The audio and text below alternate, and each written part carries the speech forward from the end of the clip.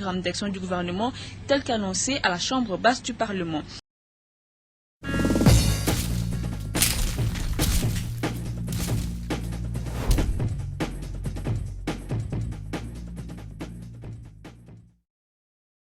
Le ministre du portefeuille, Louise Munga, explique les spécificités qui ont conduit à cibler ces trois sociétés. Il y a eu des spécificités qui nous ont amenés à les cibler en ce qui concerne la RVA. Vous savez que depuis, excusez-moi, le 31 mars 2009, le gouvernement avait mis en place ce qu'on appelle couramment les GOPAS, c'est-à-dire l'IDF. Ce sont des fonds qui sont prélevés auprès des voyageurs, aussi bien sur le plan national que sur le plan international, pour permettre à la RVA de réhabiliter et moderniser les infrastructures. Marie-Louise Munga a aussi annoncé la poursuite des audits dans d'autres entreprises du portefeuille, car elles sont au total 23. Ainsi, le gouvernement veut redresser leur fonctionnement. Pour le ministre des Transports et Voies de Communication, ces audits ne visent premièrement pas de sanctions, plutôt pousser à la transparence et à la traçabilité dans la gestion des entreprises. Toutefois, il y aura des sanctions pour des cas ou des failles graves. Justement, le ministre des Transports et Voies des Communications, Justin Kalumba Mwanangongo, a échangé hier avec le représentant de la Banque mondiale en République démocratique du Congo, Justin Kalumba Mwanangongo, soucieux de réaliser certains projets d'assainissement du beach Ngobila, cherche des appuis, ce qui a d'ailleurs constitué l'essentiel de son entretien avec Eustache Ouayoro, juste après les deux personnalités ont effectué une descente sur le terrain. Sarah Fanny Dacruz. Au cours de cette rencontre, le directeur des opérations de la Banque mondiale a réitéré la volonté de cette institution de Bretton Woods d'accompagner le gouvernement congolais dans son vaste programme de réhabilitation et de modernisation du secteur de transport. Il est question notamment de l'acquisition de 35 locomotives et autres équipements pour le secteur ferroviaire, et aussi de l'appui dans les secteurs fluvial, maritime et aérien. Et dans son souci permanent de réaliser certains projets d'assainissement du beach Ngobila dans le cadre des mesures prises lors de son dernier passage dans ces installations, le ministre des Transports et Voies de Communication, Justin Kalumba Mwanangongo, a fait visiter son hôte, le beach Ngobila. Une visite de travail pour vérifier l'exécution de certaines mesures prises, notamment la démolition d'un bâtiment construit anarchiquement dans l'enceinte de la Société commerciale des transports et ports qui servait d'abri aux inciviques et autres criminels, et où les commerçants véreux cachaient leurs marchandises avant de les faire traverser pendant la nuit vers Brazzaville par des embarcations de fortune. Les deux personnalités ont également visité le circuit des passagers qui est désormais séparé du circuit des bagages, l'une des mesures qui avait été prise et qui a été appliquée. Autre fait, le nombre des bagagistes qui a été réduit, il est passé de 500 à 200. Ces derniers sont obligés de porter leur badge d'identification pendant leurs heures de service, tel qu'exigé par le ministre des Transports et Voies de Communication, Justin Kalumba Mwanangongo. À l'issue de cette visite, le directeur des opérations de la Banque mondiale s'est exprimé. On voit quelques progrès qui sont mis en place, mais il reste encore beaucoup à faire. Je pense que voyager pour aller à Brazzaville doit être une chose facile et une chose agréable. Je pense que le ministre a montré sa détermination. Nous sommes venus voir avec lui pour voir comment est-ce qu'on peut l'accompagner pour que ces choses-là puissent changer, car ça doit changer. Ainsi, le ministre des Transports et Voies de Communication, Justin Kalumba Mwanangongo, manifeste sa volonté et sa détermination à améliorer le secteur des transports en RDC. Et en ce qui concerne la sécurité, cette nouvelle vient de tomber. Le gouvernement américain a décidé de couper son assistance militaire au Rwanda. Le département d'État justifie cette décision. Regarde la situation qui prévaut dans la partie est de la République démocratique du Congo. Retenez que le Rwanda étant accusé de soutenir les rebelles du M23, auteur de la déstabilisation dans les provinces congolaises voisines de la République démocratique du Congo. Et 24 heures après l'attaque de Walikale, Julien Paluku Kaongia, gouverneur de la province du Nord Kivu, y a conduit une forte délégation. C'était hier vendredi. Il est allé justement réconforter cette population meurtrie. Dans son message, l'appel à l'unité et surtout au soutien des forces armées de la République démocratique du Congo. Papi Wabouitambo. Les forces armées de la République démocratique du Congo contrôlent désormais toute la cité de Walikale Centre, jadis entre les mains de Maïmaï Raïa Motomboki. Pour réconforter cette population qui a passé des moments difficiles, le gouverneur du Nord Kivu s'y est rendu. Julien Paluku, qu'accompagnait le chef de bureau de la MONUSCO, a encouragé cette population et en même temps leur transmettre le message de réconfort du chef de l'État. Julien Paluku a exhorté cette population à se désolidariser des rebelles et à soutenir les efforts du gouvernement et des FARDC dans la stabilisation de la paix au Nord Kivu et dans toute la partie est du pays.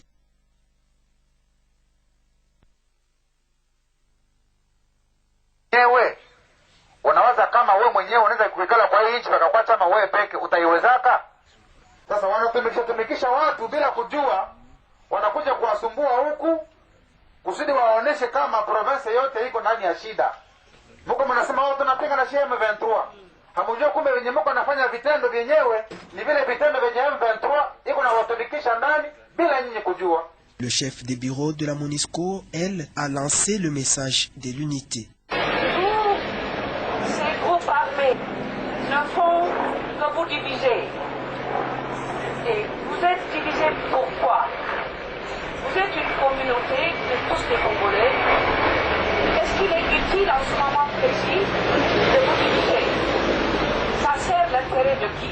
Il faut rappeler que la cité de Walikale, centre qui était tombé entre les mains de Maïmaï Raya Mutomboki, a été récupéré 2 jours après par les FARDC qui ont délogé et repoussé loin l'ennemi. Le gouvernement central de la République démocratique du Congo continue à apporter l'assistance aux populations déplacées se trouvant dans la province du Nord Kivu. Tout récemment, ce sont des vivres et non-vivres qui ont été remis aux populations se trouvant dans les camps des déplacés du territoire de Rutshuru, plus précisément à Kanyaruchinya. C'est le ministre provincial de la Santé du Nord Kivu qui a procédé à cette remise. Rosie Moutela Mukendi. Au total, 300 familles déplacées du territoire de Rutshuru ayant trouvé refuge au camp provisoire de Kanyaruchinya ont bénéficié d'une assistance en vivres, dont du gouvernement central, à ces personnes venant pour la plupart des groupements des Bweza, Kisigari et Rugari. Le ministre provincial de la Santé, qui a acheminé ces vivres composés essentiellement des haricots, riz, savon et autres, a fait savoir qu'il s'agit du résultat du plaidoyer qu'a effectué le gouverneur de la province du Nord Kivu en faveur de la population victime des hostilités en territoire de Rutshuru. Moutete Mundenga a aussi indiqué que l'objectif primordial des autorités est le retour de ces déplacés dans leur milieu d'origine. Nous avions reçu des informations qui faisaient état de la présence très importante de déplacés à provenance du territoire de Rutshuru, où, comme nous le savons tous, ces derniers temps se déroulent des hostilités. Alors, à la suite de ce rapport fourni par nos services techniques, nous-mêmes, nous avons fait un rapport à son Excellence, Monsieur le gouverneur de province, qui a saisi l'autorité centrale. Et voici qu'aujourd'hui, sur base de l'intervention du gouvernement de la République, nous venons déposer ici les vivres et non-vivres que nous avons pu acheter et mettre à la disposition de la population déplacée qui loge ici à Kanyaruchinya, à l'école primaire. Notons aussi qu'un kit de médicaments a été remis au centre de santé de Kanyaruchinya pour les soins d'urgence, une assistance qui a réjoui les bénéficiaires qui n'ont pas manqué d'exprimer leur gratitude. Signalant aussi que les déplacés qui font face à une pénurie d'eau ont reçu de la part du gouvernement provincial des tanks remplis d'eau, question des pallier à cette situation. Et à ce sujet, justement, la dynamique de femmes acquises au changement a organisé une journée de prière pour implorer la grâce divine sur la République démocratique du Congo, particulièrement en faveur de frères et sœurs victimes de la guerre à l'est du pays. C'était à travers un culte organisé aujourd'hui au stade Vélodrome de Kintambo. Sodia Lukusa Mungalo. Pourquoi toujours le Kivu? Quel péché a commis ce peuple pour ne pas vivre la quiétude comme les autres? Ce sont des interrogations qui reviennent toujours et qui aujourd'hui ont fait l'objet d'une conversation avec l'Éternel Dieu Tout-Puissant. Les femmes, réunies au sein de la dynamique acquise au changement, veulent voir la paix revenir dans l'est du pays. Honorine Bokachanga, la coordonnatrice de ce mouvement, pense même qu'il faille faire le déplacement du Rwanda, cité nommément dans la déstabilisation de l'est de la République démocratique du Congo et particulièrement le Nord Kivu. Là, elles veulent parler aux femmes et aux dirigeants politiques rwandais. C'est faisant par les négociations, les voies diplomatiques, les dispositions d'interposition militaire ou sécuritaire, ainsi que toute autre voie dissuasive, puissions-nous tous nous mobiliser sincèrement en vue de réussir le pari de faire sortir cette partie de notre pays de ces carcans dans lesquels il est enfermé depuis des décennies. La dynamique des femmes acquises au changement, pour sa part, s'est résolue d'aller parler aux femmes et dirigeants politiques du Rwanda parce qu'il est cité comme pays organisateur et soutien de tous ces grands désordres vécus en nos provinces du Nord et Sud du. L'orateur du jour a par ailleurs prêché la prise de conscience et le sérieux à mettre dans la prière pour la nation congolaise. Dieu, a-t-il renchéri, ne manque jamais d'agir lorsqu'on l'invoque. Sa prédication s'est basée sur le livre de Jérémie chapitre 9 verset 16. Notons également que ces instants ont été accompagnés par de grands musiciens chrétiens. Patrice Ngoï Moussoko, les Kunda Sisters et Patrick Moubiaï en parlent la chanson, amener les uns et les autres, autorités du pays invitées ou représentées, à prier 2 fois. Puis des audiences hier au ministère du genre, de la famille et de l'enfant. La première audience était avec les femmes du réseau congolais des acteurs de l'innovation venus discuter avec le ministre de résolution de leur forum. La deuxième, c'était avec la représentante de l'UNESCO en République démocratique du Congo. Au menu, la lutte contre les violences sexuelles. Papi Wabouy Tambo. Auprès du ministre du Genre, de la Famille et de l'Enfant, Geneviève Inagossi, ces femmes, membres du réseau congolais des acteurs de l'innovation, sont venues discuter des résolutions du forum que leur réseau a organisé depuis le 16 juillet dernier. Ce réseau est conforté dans l'idée que l'innovation concerne plus la femme. C'est la femme qui est le producteur agricole, c'est la femme qui est l'entrepreneur pour la survie de la famille. Et nous avons partagé avec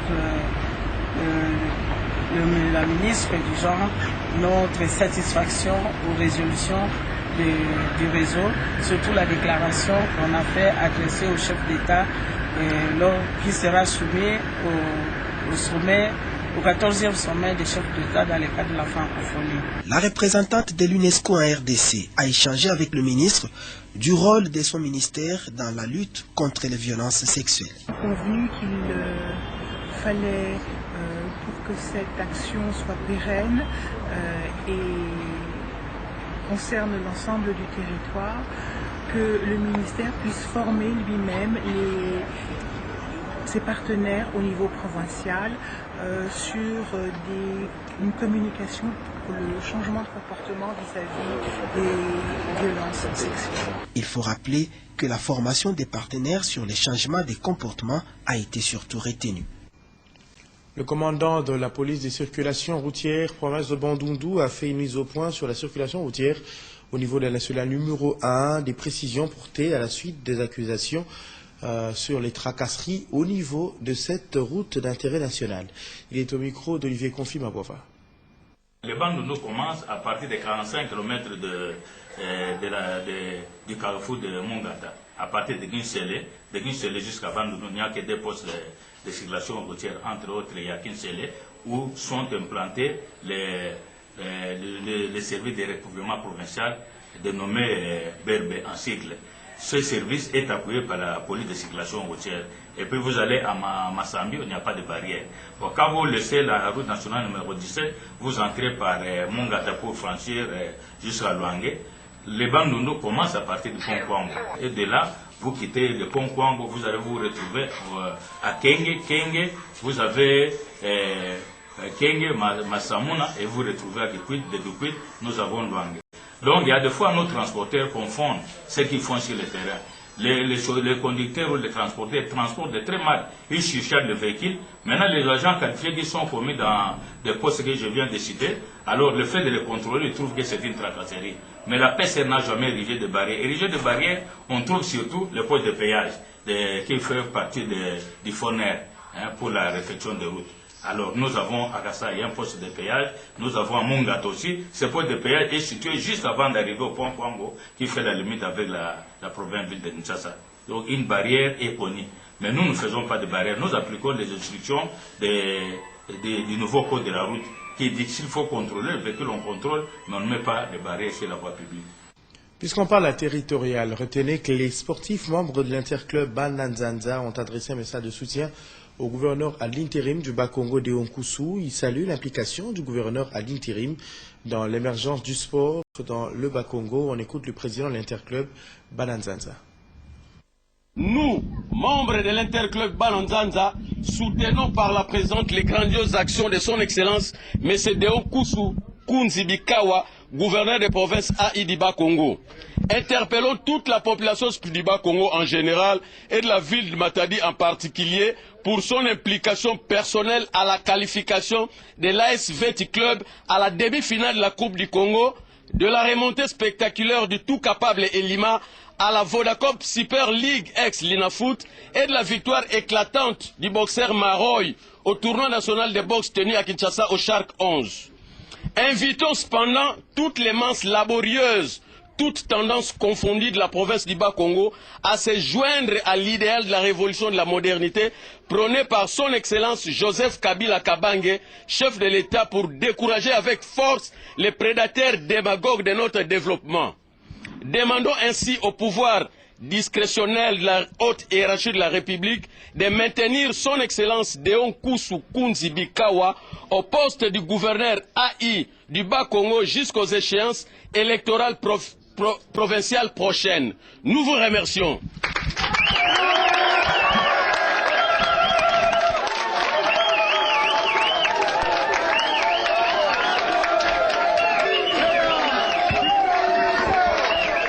Et l'organisation non gouvernementale Elongo Elonga a présenté aujourd'hui, donc ce samedi, son nouveau magazine dénommé République démocratique du Congo. Logos, c'était au cours d'une conférence de presse organisée à cet effet. Lisette Kenga Kelekelo. Logos Magazine est une revue éducative destinée à promouvoir les valeurs nationales. Œuvre de l'organisation non gouvernementale Elongo Elonga dans son volet éducation. Il est constitué de plusieurs séries de questions pour une auto-évaluation du lecteur en matière de culture générale sur la République démocratique du Congo. L'éditeur responsable, Serge Mbaye Kabouaï, revient sur les objectifs de cette œuvre. C'est la RDC qui parle, on parle de la RDC, on présente la RDC dans tous ses aspects. La culture politique, l'histoire proprement dite, l'art, la littérature, la musique, donc c'est la promotion de la RDC. Notre magazine veut être un magazine de réflexion et de recherche.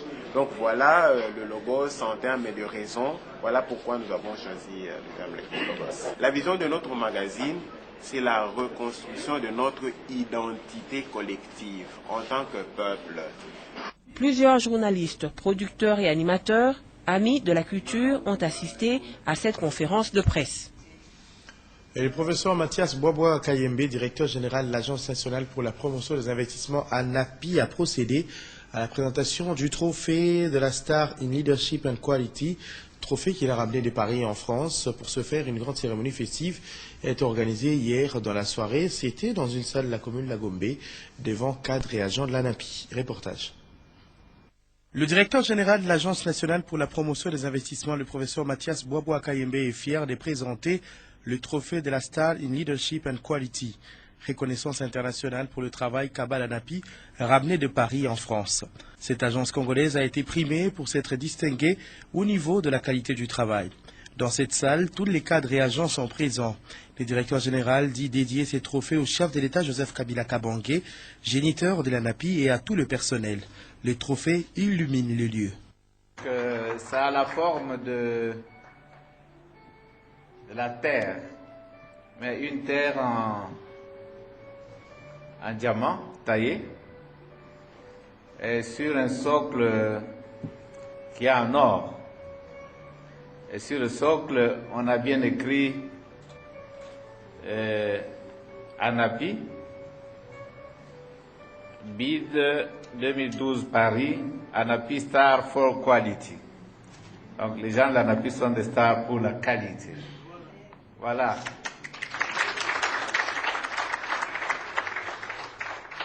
Il faut retenir que le documentaire sur la cérémonie de Paris a été projeté, puis ce sera la remise des diplômes aux lauréats, agents de l'ANAPI qui ont suivi un séminaire de remise à niveau. La fête s'est par la suite poursuivie autour des délicieux mets. L'attaque de la réserve de faune à Okapi n'a pas laissé indifférent l'artiste et musicien Ngama Makanda Werason. La star congolaise qui condamne cet acte veut d'ailleurs composer une chanson pour la sensibilisation de la population à la protection de la nature. Néné Alimassi. Après l'attaque de la réserve des faunes à Okapi par des braconniers tuant une dizaine d'Okapi et 2 gardes des parcs, l'artiste musicien Werason s'est dit touché par ces atrocités qu'il qualifie de destruction de la nature. Les rois de la forêt qui s'insurgent contre cette attaque s'élancent dans la sensibilisation de la population congolaise à la protection des espèces rares et par ricochet toute la nature. Voilà pourquoi, au cours de cet entretien lui accordé par les DG de l'ICCN, Werason a annoncé qu'il est prêt à composer une chanson interpellatrice afin que tout Congolais soit sensibilisé à la protection de la nature.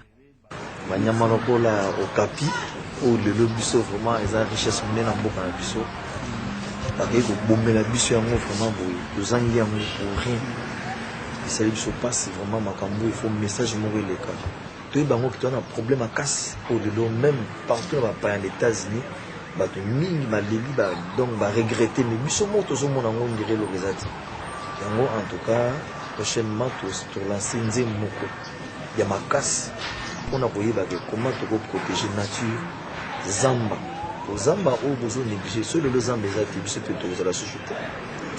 Le pasteur Cosma Louingula, DG de l'ICCN, l'a encouragé. Ça nous a beaucoup touché de réaliser cette compassion que Werason et son staff ont pu avoir et nous les traduirons nous aussi à tous ceux de notre et à notre hiérarchie pour que de tels artistes puissent être encouragés à plus d'un titre. Les Okapi, comme tous les autres animaux se trouvant dans les aires protégées de la RDC, doivent bénéficier de l'attention de tous et les rois de la forêt, qui vient de lancer cette sensibilisation, sollicitent les concours des autres artistes pour y parvenir.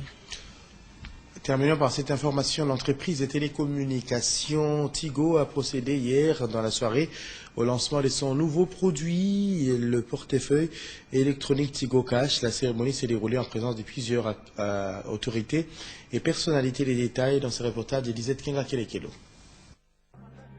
C'est la nouvelle trouvaille de Tigo, Tigo Cash, le portefeuille électronique.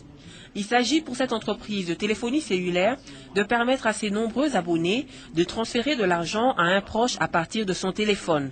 Un nouveau produit qui offre plusieurs avantages, parmi eux la rapidité et la sécurité financière. Tigo Cash permettra aux abonnés Tigo d'effectuer des transactions financières sur leur téléphone mobile. Sans charger de carte SIM, ils pourront envoyer, retirer, épargner de l'argent et acheter du crédit rien qu'à partir de leur téléphone. Ceci est une révolution car aujourd'hui, qui peut se passer de son téléphone? On peut oublier à la maison ou au bureau son portefeuille, mais on oubliera rarement son téléphone portable. Convié à la cérémonie, le gouverneur de la Banque centrale du Congo, Jean-Claude Massangou, a remercié l'opérateur Tigo et a précisé ce qui suit.